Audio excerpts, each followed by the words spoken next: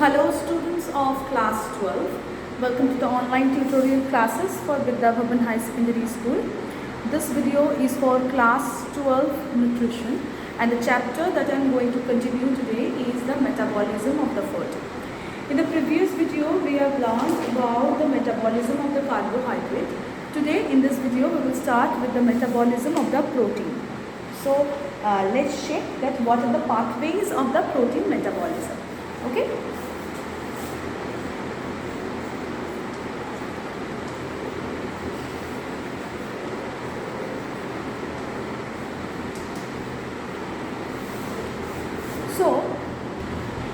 So this protein metabolism, during its digestion the proteins are broken down into amino acids, and unlike the carbohydrates and the triglycerides, they used to store, but the proteins are not stored for the future use. They are all being used by the body.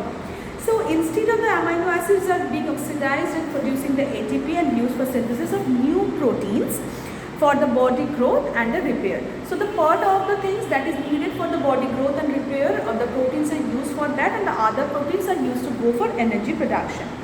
So the excess dietary amino acids are not excreted in the urine or feces instead of converting into the glucose by this gluconeogenesis or triglyceride by the lipogenesis.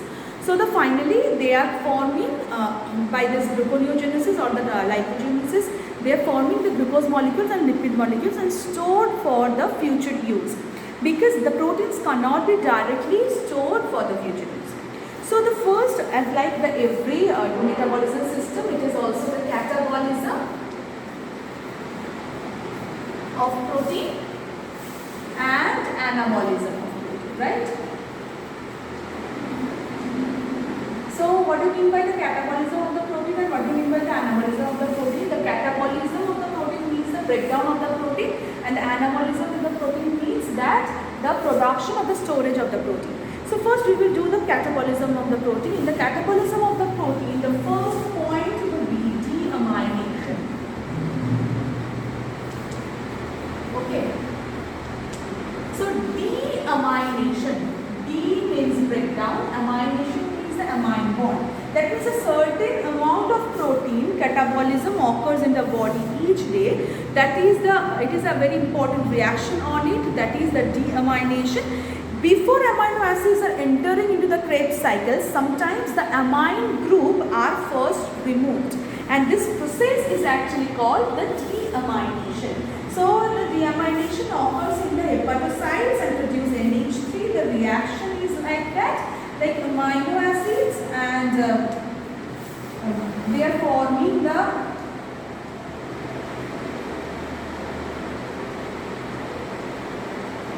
amino acid.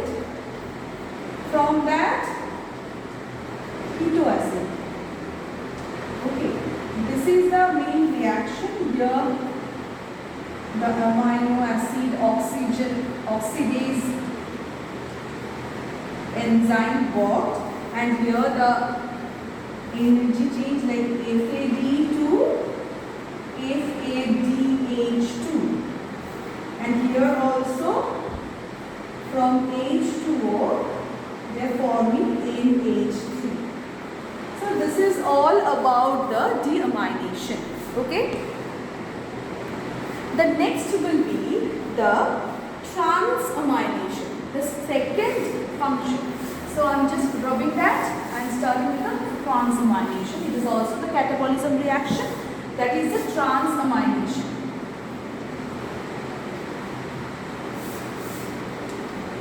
Okay. The transamination means the transfer of the amino acids, or the amino acids and the keto acids are actually interconverted by this method. The amino acid of amino group is transferred to the keto acids, and in turn the keto of the keto acid is transferred to the amino acids. So it is actually the interconversion reactions between the amino acids and keto acids, and thereby producing a new amino acids as well as a new keto acid. So the reaction is look like that. The amino acid 1 is forming the keto acid one, and with the help of amino acid 2,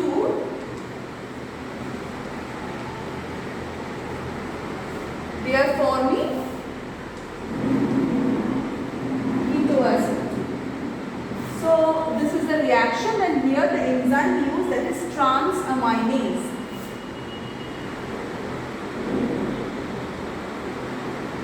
Okay, and also TPP. Okay, so this is all about the transamination, that means the transfer of the amino acid and keto acid, or you can say the interconversion of the amino acid and keto acid. The next, the transaminase enzyme here uses an thiamine pyrophosphate, that is the TPP, can also act as the coenzyme. TPP act as the coenzyme. The next reaction we are forwarding, that is a decarboxylation. So it will be the third catabolism reaction.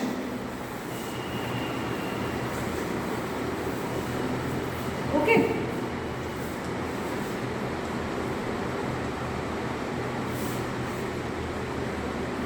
Decarboxylation.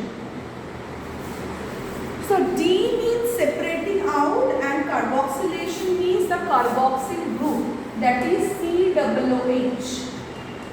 Okay.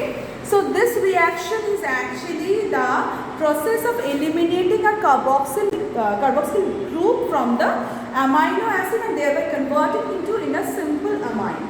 So decarboxylase enzyme used to carry these reactions and carry out these reactions and forming the new component, new amine. So the reaction is like that. Just giving you one example, that if it is a protein, you all know it have the look like that. It has the carboxyl bond and NH2 bond inside, and then the decarboxylase enzyme if work on it.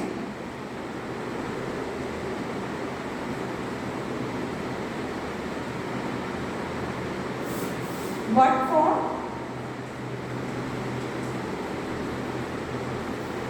They are only taking this group, see, and this side RCH2 and H2 is forming. Okay, and the COO is removing as the CO2. So this is the reaction of the decarboxylation. So in this video we learned about the only three type of the catabolism reactions of the protein.